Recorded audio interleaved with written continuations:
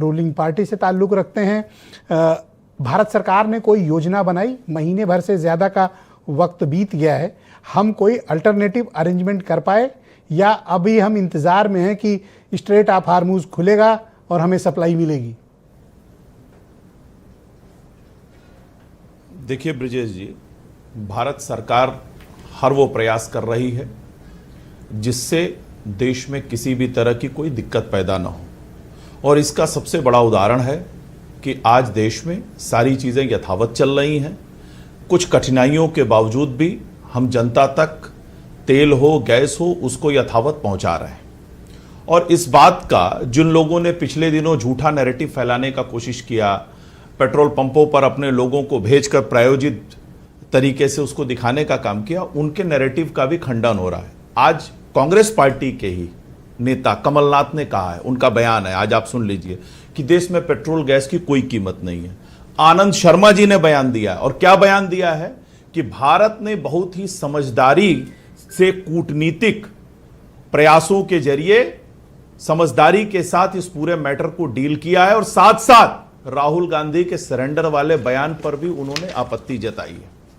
अब आ जाइए, मणिशंकर अय्यर ने तो इनके धागे खोल के रख दिए कि कैसे अमेरिका के दबाव में भारत ईरान पाकिस्तान पाइपलाइन को सरेंडर कर दिया, किस तरह से म्यांमार के समुद्री तट पर जो गैस खोजा था गेल ने, उसको चीन को दे दिया मनमोहन सिंह की सरकार ने। तो ये मणिशंकर अय्यर, आज कांग्रेस के ही नेताओं ने कांग्रेस को धोया है और उनके नैरेटिव को खंडित करने का काम किया है। अब देखिए, आपने जो बात कही, आज आप भारत के आसपास के देशों की स्थिति देखिए। श्रीलंका में डीजल 382 लंकन रुपए में बिक रहा है, वहां गैस बहुत महंगी हो गई है। पाकिस्तान की तो बात ही छोड़ दीजिए, वो तो लुटा पिटा देश है, लेकिन फिर भी वहां 3500 रुपए का एक सिलेंडर मिल रहा है और गैस की दाम वहां बढ़ चुके हैं। इसके बाद आप चीन में आइए, चीन में एक सिलेंडर 160 युआन का मिल रहा है, यानी भारत में वो करीब 2100 रुपए का बैठता है।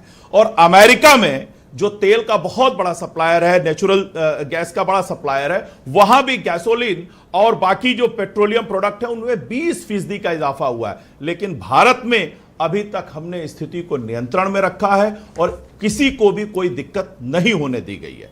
अब देखिए ब्रिजेश जी, IMF के मुताबिक अगर 1% सप्लाई चेन बाधित होती है तो 4% दाम बढ़ता है एनर्जी सेक्टर में, और यदि 10% दाम एनर्जी सेक्टर में बढ़ता है तो 40 बेसिस पॉइंट का जो है महंगाई में बढ़ोतरी होती है। लेकिन इसके बावजूद, इन सभी संकटों के बावजूद, भारत अपने कूटनीतिक प्रयासों के जरिए, अपने हर प्रयास के जरिए देश में इस स्थिति को संभाले हुए है, और हम भरोसा दिलाते हैं कि आने वाले समय में आपने मेरे सवाल का जवाब नहीं दिया। मैंने ये आपसे पूछा कि एनर्जी सप्लाई चेन में कोई अल्टरनेटिव अरेंजमेंट हम कर पाए, या हम अब तक विफल हैं, या हम इस इंतजार में हैं कि जब ये नाकेबंदी हटेगी हमें सप्लाई आएगी?